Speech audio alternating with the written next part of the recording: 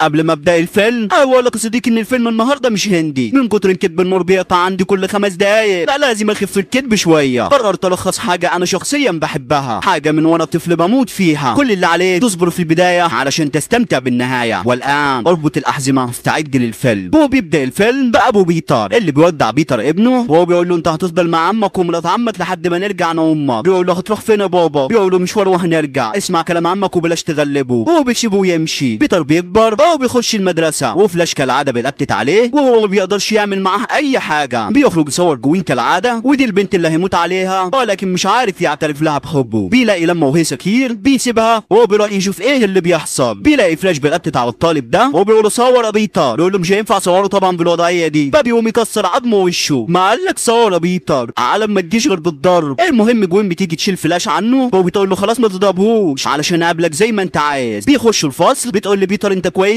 يقول لها انا ما رضيتش اضربه علشانك بس. بتقول له ما انا عارفه بس تسلم لانك ما رضيتش تصور الولد. بعدها بيروح البيت، عمه بيقول له تعالى ورايا نجيب كام حاجه من المخزن ونرجع. بينزلوا المخزن، بيقول له قول لي بقى مين اللي كسر وشك بالشكل ده؟ بيقول له مفيش، ده انا كنت بهزر انا وزمايلي. بيقول له كذاب، وانت معاك زمايلي قليل الزمايل؟ امسك حط البتاعه دي على وشك. وهم بيقلبوا في المخزن بيلاقي شنطه ابوه اللي كان دايما يروح بيها الشغل. بياخدها ويخرج بره. عمه بينصدم وبيقول له الشنطه دي بتاعت ابوه. بيفتح الشنطه بيلاقي فيها صوره. بيقول له ده صاحب ابوه، كانوا هما الاثنين دايما سوا. بياخد الشنطه والصوره ويطلع اوضته. بيدور في الشنطه لكن ما بيلاقيش فيها غير الصوره وقلمين 3. بيفضل يقلب يمين وشمال، بيلاقي مخبأ سر في الشنطه بيكون فيها اوراق بخصوص شغل ابوه. بيخبي كل حاجه في جنب. هو بيفتح يقفل الباب الالكتروني اللي هو مخترعه. بيفتح الباب لعمه. عمه بيخش له وهو بيقول له بص ابوك كان راجل ذكي جدا زيك انت بالظبط، واللي معاه في الصوره ده يبقى الدكتور كري. من يوم ما ابوك اختفى وهو لا بيزورنا ولا بيتصل بينا، زي ما ابوك اختفى مره واحده هو كمان اختفى من حياتنا. لا بس حلوه البنت اللي حاططها على الكمبيوتر دي. بيتر بيضحك وعمه بيسيبه ويمشي. بيفتح جوجل وبيعمل سيرش عن الشركه اللي كان شغال فيها ابوه. بيلاقي صاحبها دكتور كرير اللي بتكون مهتمه بالتهديم ما بين الانسان وقدرات بعض الحشرات والحيوانات اللي بتقدر تعالج نفسها بنفسها. دكتور كريت وابوه كانوا على وجه صنع علاج للناس العاجزين، يعني الناس اللي ايديهم ورجليهم بتتقطع في بعض الحوادث. صديقي بمجرد ما ياخدوا العلاج ده ينفع رجليهم وايديهم تزرع من جديد زي اظافر الايد بالظبط. المهم بيتر بيقرر يروح الشركه علشان يعرف ايه اللي بيحصل هناك بالظبط ويقابل دكتور كري. بيخش جوه. البطايه دي بتقول له امرني يا فندم. ما بيعرفش يرد عليها. بتقول له الظاهر انك تبع الطلاب اللي جايين يدرسوا هنا جديد. بيقول لها بالظبط كده. بتقول له طيب خد الكارت الخاص بيك من هنا وروح يمين في شمال هتلاقي زمايلك. وطبعا هو ملوش كارت، ده بياخد كارت شخص تاني وبيطلع. وجوين بتكون شغاله هناك بترحب بالطلبه وبتقول لهم انا طالبه في قسم العلوم وانا اللي هاخدكم لفه في المكان. بيتر بيتدارى وسط الطلبه وبيفضل معاهم وهي بتشرح لهم. دكتور كريب بيجي عليهم بيرحب بيهم وبيقول لهم زي ما انتم شايفين دراعي العجز ده حاجه وحشه جدا، علشان كده مهمته الرئيسيه صناعه عالم جديد بدون ضعف. بنصنع في علاج للحالات اللي شبهي. تقدروا تقولوا لي ده هيحصل ازاي؟ الطالب ده بيقول له الخلايا الجذعيه. بيقول له دي حاجه صعبه جدا ونسبه نجاحها مش هيكون كبير، انما انا فكرتي اسهل ونسبه نجاحها كبير جدا. حد فيكم يعرف ايه هي الفكره؟ بيتر بيقول له تهجين الفصائل. جوين بتنصدم لان اسمه مش موجود مع الطلبه. وبيتر بيقول لهم الانسان لما بيصاب بشلل الرعاش دماغه بتتحلل، انما عندك مثلا سمكه الزيبرا عندها القدره على تجديد خلاياها، وبكده لو فقدت اي عضو فيها عندها القدره تكونه من جديد. انت بقى لو قدرت بشكل او باخر تدي القدرات دي للانسان هيقدر يكون اي حاجه في جسمه من جديد. الكل بينبهر بكلامه ودكتور كيد بيقول له برافو عليه وهو بيسيبه ويمشي. جوين بتروح له وبتقول له انت جامد جدي، على فكره انا ما رضيتش افتن عليك، هو انت جاي هنا تعمل ايه؟ انت بتراقبني؟ بيقول لها ابدا انا جيت علشان بحب العلوم. بتقول له طيب خليك مع الطلبه وما تتعبنيش. اسمع الكلام ولا وما تتعبش اللمبه الفينوس. يا صديقي البنت دي بتنور في الضلمه. المهم ما بيسمعش الكلام وبيمشي بعيد عنها. بيخبط في دكتور راجيت راسا، ده ممثل هندي يا صديقي، هم حالفين ما يسيبوني. المهم بيلاقي نفس العلامه اللي كانت على ملف ابوه. بيمشي وراه لحد ما بيوصل للاوضه دي. بيفتحها وبيتر بيشوفه هو بيحط الباسورد. الدكاتره بيخرجوا من الاوضه وبيتر بيروح يفتح الاوضه وبيخش فيها. بيلاقيهم حاطين عناكب على اجهزه وبيسحبوا خيوطها في علب معينه. فبيروح ناحيه الجهاز اللي بيسحب الخيوط، بيلمس خيط الجهاز بيقف والعناكب كلها بتبدا تقع عليه. بينفض نفسه وبيخرج بره المكان بسرعه. وهو خارج جون بتلمحه بتقول له انت كنت فين؟ هات بطاقتك هات بطاقتك انجز. في الوقت ده بيكون في عنكبوت عليه بتمشي على الفانيلا وبتلدغه في قفاه. هو قبلنا جميعا يا صديقي. المهم وهو مروح في المترو بينام ولدغه العنكبوت ما بتأذيهوش، بالعكس جيناته بتنسجم مع جينات العنكبوت وبيتحول لعنكبوت. الشخص ده بيحط له ازازه بيره على دماغه، نقطه ميه بتنزل على وشه بيتخض وبيقوم يلزق في السقف. الكل بيستغرب وبيتر بيقع من السقف وبيروح يعتذر للست دي علشان البيره جت على هدومها. بيطبطب عليها ولكن ايديه بتلزق وما بيكونش قادر يشيلها. بقى يزقه بعيد بيتر بياخد التيشيرت في ايده، بيمسك الماسوره وايديه برضه بتلزق فيها، الراجل بيهجم عليه، ده بيديله شقلباظ من غير ما يحس، بيقول له انا اسف والله ما قصدي. كلهم بيهجموا عليه وبيبدا يخبط فيهم بكل غباء، هو بيقول لهم انا اسف والله غصب عني، بيكسر عظمهم وبيسيبهم ويروح. مرات عمه بتقول له قلقتني عليه، هو بما ان العنكبوت بيحب الدبان فبيمسك الدبانه دي وبيكون عايز ياكلها، جدته بتقول له ايه ده يا مقرن، بيرمي الدبانه وهو بيجري على الثلاجه ياخد كل اللي فيها ويطلع على اوضته، بياكل وبيخش يغسل وشه وهو بيلاقي العنكبوت اللي قرصته، بينام وتاني يوم الصبح بيجي يفصل المنبه بيكسره، بيخش الحمام عشان يغسل اسنانه، بيفضي علبه المعجون على المرايه، بيفتح الحنفيه بتتكسر في ايده، بيجي يخرج بره بيكسر اكره الباب، بيتعب هو ما بيكونش فاهم ايه اللي بيحصل معاه، فبيقرر يروح لدكتور كريد، بيروح له البيت بيقول له هاي انا اللي جاوبت عليك في الشركه انت فاكرني؟ بيقول له اكيد فاكره، انت الشاب الذكي اللي قابلته في الشركه، يا ريت تبقى عارف ان ده بيتي مش المكتب. بيقول له انا ابن ريتشارد باركر، بيقول له انت بيتر، بيدخله البيت ويعمل له شاي والمج بيكون هيقع ولكن بيتر بيسنده بسرعه، وكريد بيستغرب من ردة فعله، بيتر بيتكلم معاه في المداري وبيقول له انت مقتنع بحوار التهجين ده؟ بيقول له اكيد انا وابوك اشتغلنا كتير سوا، ولو ابوك كان موجود معايا لحد دلوقتي كنا وصلنا للعلاج اللي احنا عايزينه، ولكن ابوك اختفى وانا لوحدي في مشكله معطلاني، ما تزعلش مني يا بيتر، ولكن اختفاء ابوك اثر فيا، ما كنتش باجي واطمن عليه. بيقول له لا عادي ولا يهمك ما حصلش حاجه. طيب هي لو تجربتك نجحت هتظهر امتى نتائج التهجين؟ بيقول له انا لسه ما وصلتش لمرحله الدمج، يعني لسه ما عملتش تجربه حقيقيه، في مشكله كبيره واقفه قدامي. فبيتر بيروح ياخد ورقه وقلم وبيكتب له الحل على ورقه، بيقول له انت وصلت للنتيجه دي ازاي؟ بيقول له بدماغي. بيقول له انت لازم تيجي معايا بكره بعد المدرسه عدي عليا في المختبر. بيقول له تمام. تاني يوم بيروح المدرسه، فلاش بيبوظ رسمه البنت دي بالكوره، بيتر بيراضيها وفلاش بيرمي عليها الكوره تاني، ولكن بيتر بيمسك الكوره هو بيقول له تعالى خدها، بيروح عليه بيمد ايده عشان ياخد الكوره ولكن بيتر بيلفها الناحيه التانيه، هو بيفضل يلف في الكوره يمين وشمال وهو بيهزقه قدام الطلبه الموجودين كلهم. فلاش بيزهق بيقول له خلاص خدها اهي وانا كمان هجمع عينيا، بيمسك الكوره ولكن ما بيقدرش يشدها منه، فلاش بيغضب هو بيقول له لو راجل عدي مني وهات جول. بيتر بيجري عليه بيخبطه كتفه ويخش يجيب بول وبينزل بالشبكه في ايديه، ما تقولش العبد لله في عز شبابه، بيكسر الدنيا ومدير المدرسه بيستدعى ولي امره، بيجي عمه والمدير بيحكي له اللي حصل، عمه بياخده ويخرج وهو بيقول له ليه عملت كده في الوقت؟ بيقول له لانه يستحق اللي حصل فيه. بيقول له يبقى هو ده الواد اللي ضربك صح؟ بيقول له بالظبط كده. بتخش عليهم جوين بيقول له انا بشبه على البنت دي، مش هي اللي كانت عندك على الكمبيوتر؟ على فكره يا بنتي الواد ده بيحبك وحاطط صورتك على الكمبيوتر عنده. هو بيسيبه ويمشي. بيتر بيروح لجوين وبيقول لها جدي بيحب يهزر، هعمل له ايه بقى؟ بتقول له عادي يا عم خليه يهزر، والاتنين بيكونوا في منتهى الكسوف. لا يا بنت وشك كسوف منك ليه؟ وقفتها كم مره الوقفه دي يا صديقي؟ تبقى اكتب لي في كومنت. المهم بيخلص مدرسه وبيروح للدكتور بيوريه الاجهزه وقدراتها، ولكن بيتر بيروح عند جهاز معين هو بيقول له انا عارف جهاز ده، شفت له صوره على مكتب ابويا وانا صغير. بيقول له هو ده اللي انا جبتك علشانه. بص السحليه مخلوقه من المخلوقات اللي بتقدر تجدد اعضائها بكل سهوله، ولكن الفار ما بيقدرش. احنا عايزين نجرب نخرج جينات السحليه على الفار، ولكن كل مره بتفشل المهمه ومش عارف الغلط فين. بيتر بيمسك الحنبوزه دي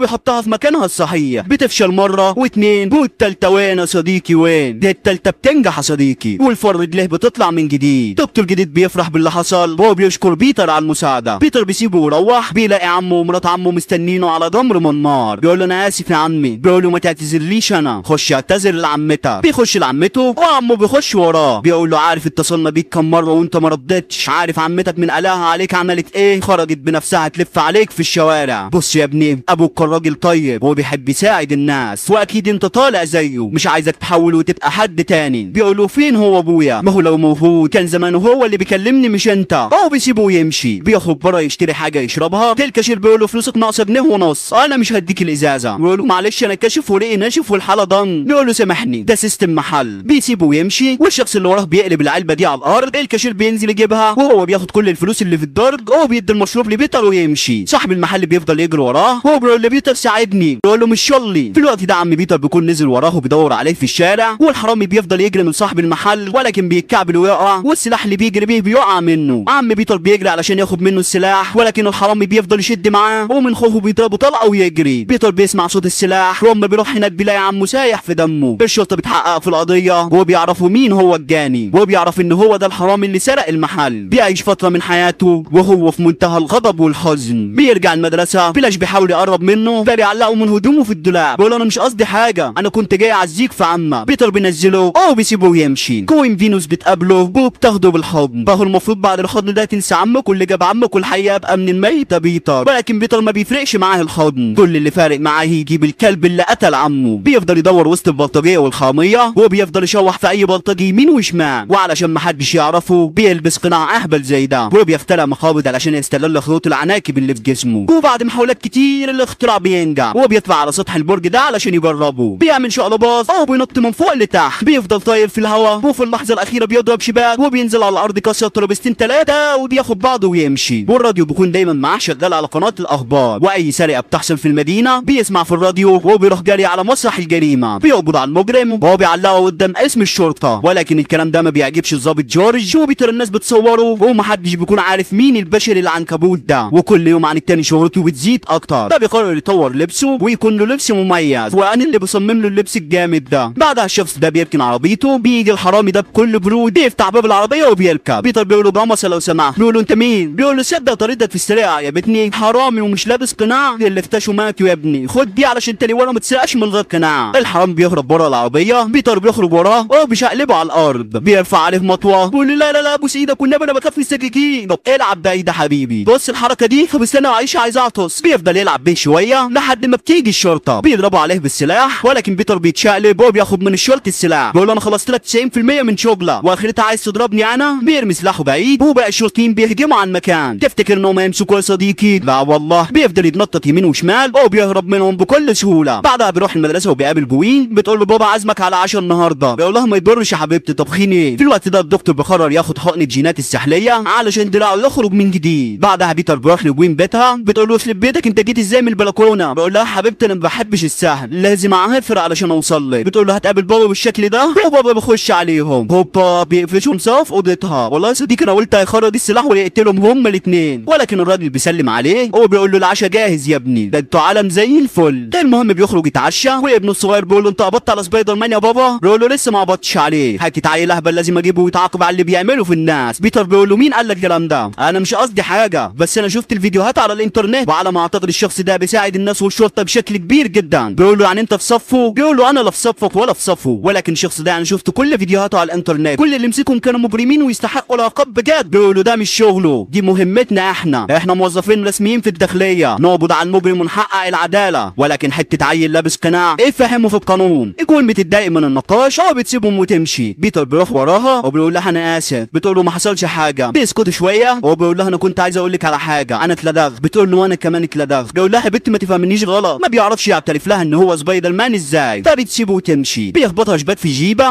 وبيشدها عليه وبيعملوا حاجات احنا مالناش دعوه بيها. طب احترم الاريال اللي بره ده يا بنتي، ده زي ابوكي برضه. بتسيبه شويه وبتقول له انت ازاي الرجل العنكبوت، وبيكملوا الحاجات اللي احنا مالناش دعوه بيها يا صديق. امها بتخش عليهم وهم في الوضعيه دي عادي جدا، ومره واحده بيتر بيسمع ان في مشكله على الكوبري، بيسيبها ويمشي. واللي بيكون سبب المشكله اللي على الكوبري دي للدكتور كري، بيكون الاختراع حوله لسحليه بالكامل، وبيخرج يكسر في العربيات ويقذف خلق الله. ولكن سبايدر مان بيكون في الميعاد وبينقذ كل الناس اللي على الكوبري. تاني يوم الصحافه بتقلب الدنيا، والظابط جورج بيخرج يتكلم معاهم، بيقول لهم ما تقلقوش، امبارح الحادث اللي حصل على الكوبري اللي كان السبب فيه سبايدر مان، لان ما كانش حد هناك غيره هو، وقريب جدا هنقبض عليه. بيتر بيسمع الكلام ده وبيكون في منتهى الاحباط. بيروح لجوين بتقول له ينفع اللي بيتقال عليك؟ بيقول لها احنا مستحمله علشان يبقى ابوكي بس مش اكتر، يكفي انه السبب لوجود الانسانه اللي حبتها وحبتني. بعدها بيروح للدكتور وبيقول له شفت المخلوق اللي ظهر على الكوبري؟ بيقول له اه شفته وما اعرفش عنه اي حاجه. هو بيسيبه ويمشي، ولكن بيتر بيلاقي الفار اللي نجحت عليه التجربه اتحول تماما وكل كل الفيران اللي معاه في الصندوق. ده بيتاكد ان الدكتور هو الوحش اللي كان السبب في الحادث اللي على الكوبري. بيروح مركز الشرطه وبيبلغ عنه، بيحكي كل اللي حصل للظابط جورج، ولكن بيقول له الراجل ده شغال في السليم ومعاه تصريحات بشغله. بيقول انا متاكد ان هو الوحش اللي كان السبب في الحادث اللي على الكوبري. بيقول له طب روح يا بيتر شكلك سخن وبتخرف النهارده. بيتر بيعافر معاه، ده بيخلي الشرطيين يطردوه بره. بيخرج بره وهو بيكون في منتهى الحيره، ومره واحده بيشوف السحليه دي وهي نازله على المجاري، ده بينزل وراها وهو بيحط كاميرات حواليه وبيشد حباله ويقعد عليها. وفعلا الدكتور بيكون موجود في المجاري وهو بيصور التجربه بتاعته بالكامل. بياخد الجرعه وهو خارج بيلاقي سبايدر مان بيهجم عليه، وعلشان المجاري ارضه بيكسر عظم سبايدر مان، هو بيكون خلاص هيقتله، ولكن سبايدر بيهرب منه وهو بيسيبه ويمشي. الدكتور بيرجع تاني مكانه وهو بيشوف الكاميرا اللي حاططها سبايدر مان، ده بيعرف ان بيتر هو سبايدر مان. وبيتر بيروح لبوين تداويله جراحه، يا ريتني كنت جراحه. تاني يوم الدكتور بياخد الجرعه وهو بيروح لبيتر مدرسته، بيهجم على الطلبه اللي في المدرسه، ولكن بيتر بيهربهم كلهم وبيهجم على السحليه ابن السحليه ده، ولكن ما بياكلش معاه، هو بيكسر بيه المكتبه بالكامل. تفتكر ان بيتر هيسيبه يا صديقي؟ لا والله، بيلبس هدومه وبينزل فيه فحك ردم لحد ما بيكسر ضلاعه، ولكن ابن الهرمة بيكون بغل وما بيحسش، وكل بيتر ما بيكسر في جسمه حاجة بتخرج تاني في نفس الوقت، فبيقرر يرمي عليه الشباك يمين وشمال لحد ما بيربطه بالكامل، وبيرمي بوين لتحت وبيعلقها بحبل. بيرجع له تاني وهو بيكون صاحبنا ده حاطط السماعات في ودانه ولا داري باللي بيحصل حواليه. سبايدر مان بيبدا يسيطر بس السحلية بتهرب منه. بيتر بينزله تحت المجاري وهو بيشوف كل الفيديوهات اللي مصورها. بيقول في الفيديوهات دي انا هبني عالم جديد تهجين ما بين السحاري والبشر، هيدي جرعة لاكبر عدد من الناس ويحولهم لسحالي زيه. بيتر بينصدم والدكتور بيبدا ينفذ مهمته. الشرطيين بيهجموا عليه بيرمي لهم جرعة تهجين بيتحولوا كلهم، بيسيبهم ويمشي وهو بيكون في طريقه للشركة علشان ياخد الجهاز اللي هيضرب بيه الجرعة للمدينة كلها. وجوين بتكون في الشركة علشان تهرب الموظفين، وبيتر بيتصل بيها بيقول لها هربي حالا الدكتور في طريقه ليكي. بتقول له انا مش همشي غير لما اهرب الموظفين كلهم. بيتر بيقفل معاها وهو بيروح جري علشان ينقذها، ولكن ابوها الضابط جورج بيخلي اخواته يضربوا عليه بالاسلحة لحد ما بيصيبوا بطلقة وبيغمن عليه. بيتر بيقع على الارض وجورج بيقرب منه علشان يشيل القناع. تفتكر ان بيتر هيسكت ويلحق معاه يا صديقي؟ لا والله، بمجرد ما جورج بيشيل من عليه القناع بفوق هو بيبدا يخبط فيهم واحد ورا الثاني لحد ما بيخلص عليهم بالكامل، ولكن جورج بيثبته بالسلاح. بيتر بيبص له وجورج بينصدم لما بيعرف ان بيتر هو سبايدر مان. بيقول له انا لازم امشي حالا. بيلبس القناع وهو بيسيبه ويمشي. في الوقت ده دكتور سحلية بيكون وصل الشركه وجون بتستخبى منه. بيروح ناحيه الجهاز ولكن بيحس ان في حد في المكان وفعلا بيشوفها ولكن ما بيأذيهاش وبياخد الجهاز ويمشي. بيطلع على اعلى مكان في المدينه علشان يضرب جرعه التهجين والمدينه بالكامل تتحول لسحالي، وسبايدر مان ما بيكونش عارف يوصل له علشان الشرطه بتطارده وفي طلقه في رجليه مش مخليه يعرف يتحرك، وفي نفس الوقت الشرطيين مش عارفين يوقفوا السحليه. جورج بيقول لاخوته وقفوا الضرب على سبايدر مان ويساعدوه يوصل للسحليه. في الوقت ده سبايدر مان بيستعيد قوته بيرجع لحالته الطبيعيه وبيوصل للسحليه. ابن السحليه بيضرب شباك على البورد وبياخد ابن السحليه لاستلفين بيشقلبه على الارض. بينزل فيه تخبيط يمين وشمال ولكن ابن السحليه ما بيكونش سهل، بيخبط فيه يمين وشمال وهو بيلف ديله حوالين رقبته وهو بيثبته بالكامل. بيتر بيحاول يتحرك ولكن ابن الهرمه بيبوظ له اجهزه الشباك بتاعته. بيشيل القناع من على وشه وهو بيقول له بيتر عشت بدون اب وام وهو عمك اللي رباك مان وحيد للابد يا بيتر، ولكن جورج بيشد السلاح وهو بيقول له بيتر مش لوحده وهو بيخبطه طلقتين في وشه. في الوقت ده بيتر بيفك نفسه وهو بيوقع خرطوم التلج عليه بينشفه بالكامل وجورج بيخبط فيه بالسلاح. جورج بيقول لبيتر سيبني عليه وروح وقف الجهاز. بيتر بيجري بسرعه ولكن السحليه بيخلص على جورج وبيجري ورا بيتر، ولكن في اللحظه الاخيره بيتر بيغير جرعه التهجين وهو بيحط جرعه تشفي الناس اللي اتحولت. الدكتور بيقع على الارض والعمود بيقع على بيتر وهو بيكون خلاص هيقع لتحت، ولكن الدكتور بينقذه في اللحظات الاخيره وبيرفعه لفوق وهو بيكون في منتهى الحزن على ايده. بيتر بيسيبه ويجري على جورج اللي بيكون في لحظاته الاخيره. بيقول له ما تزعلش مني يا بيتر، انا كنت غلط وانت كنت دايما صح، المدينه محتاجه لك اوعى تتخلى عنها، وليا عندك طلب اخير خلي بنتي بعيده عن مشاكلها انساها وخلي بالك من المدينه، وعدني يا بيتر. بيقول له وعد يا جورج. جورج بيموت. بيتر بيروح جنازته ولكن من غير جوين ما تشوفه وهو بيقرر يختفي من حياتها. بتروح له البيت وبتقول له انت مختفي فين بعيد عني، ده انت حتى جنازه ابويا ما جيتهاش. ما بيعرفش يرد عليها ده بتسيبه وتمشي. بيعدي فتره من حياته وحيد ولكن بيلاقي الناس مهتمه بسبايدر مان فبيقرر يرجع يهتم بالناس ويكون دايما في حمايتهم. بيرجع تاني المدرسه وبتبدا علاقته تتحسن بجوين وبعد المدرسه بيكون في حمايه المدينه. وهنا بينتهي الفيلم. انت عارفه صديقي اما سمعت الفيلم ده وانا صغير كانت امنيه حياتي الدغن عنكبوت، ولذلك بخاف من كل الحشرات الا العنكبوت. المهم يا صديقي انا مش هطلب لا لايك ولا تشترك في القناه ولا كومنت لاني عارفك هتعمل الواجب وزياده، وعلشان كده اقسم لك الفيلم الجاي هيكون حاله من المتعه المشتعله وباذن الله مش هتاخر عليهم. هشوفك الفيديو الجاي يا قمر.